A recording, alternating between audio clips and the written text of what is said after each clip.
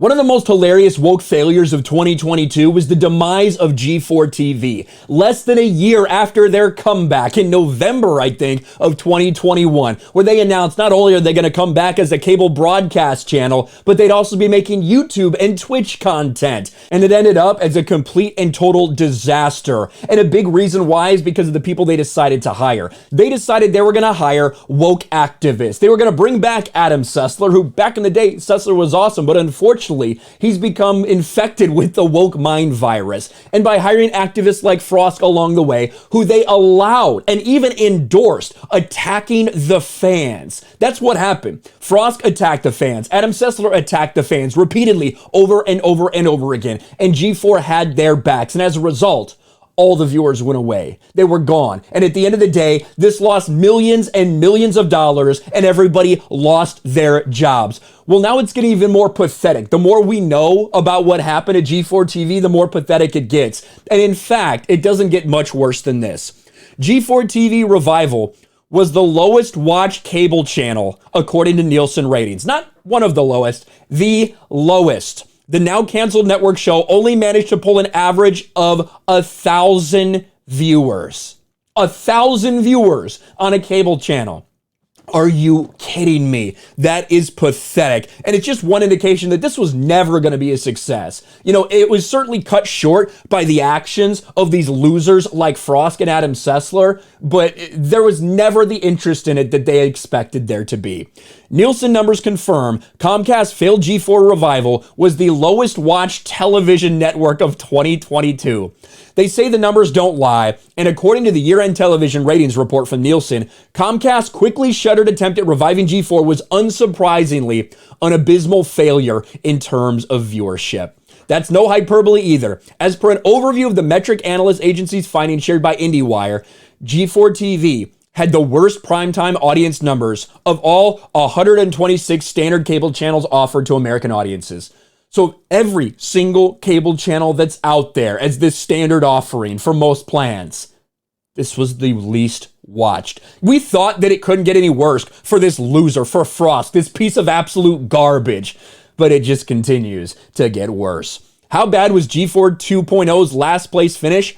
During its brief run from November 2021 to October of 2022, the network managed to pull an average of only 1,000 viewers during the period of 8 p.m. to 11 p.m. every Monday through Friday. For comparison with other networks that debuted this year alongside G4, the telenovela dedicated Galanovas TL Novelas came in 114, so just a few places higher, with 15,000 average viewers. Just above G4TV in the rankings was the outdoor hunting-oriented Pursuit channel, which ranks 125th with 2,000 average primetime viewers. And the foreign MENA region sports network beIN Sports, which ranked 124 with 3,000. So they got less than half of the second to last place channel. That's how bad it was. When you decide that you're going to hire woke activists, they will inevitably destroy your company. It doesn't matter if we're talking about TV. It doesn't matter if we're talking about the movie industry. It doesn't matter if we're talking about streaming, comic books. Certainly if we're talking about gaming, or even in this case, some sort of kind of media brand.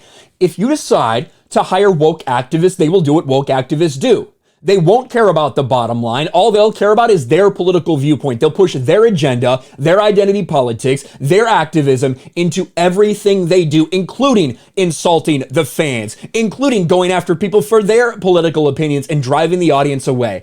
That's what happened with G4. And just a few months into this, with Frost's meltdown that she had, sexism in gaming, that was the catalyst behind all of it. That drew so much attention to it, and it pushed fans away. People that wanted to give it a chance, or people that maybe would have if they had heard about it. That was it. But G4 is the one that made the big mistake by having her back when all of this happened. And that's ultimately why they closed less than a year after their reboot started.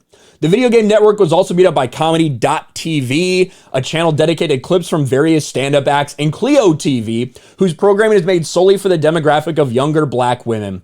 To put G4TV's disastrous performance into further perspective, the top 3 most watched cable channels were MSNBC, ESPN, and Fox News at 2.3 million viewers.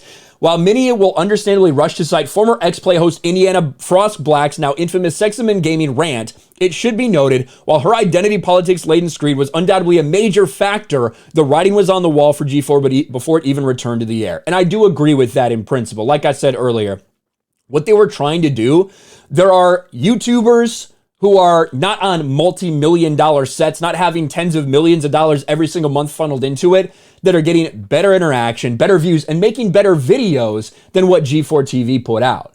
You know, when they originally started, like when you look at X-Play back in the day, it wasn't just widely available for these type of video game reviews.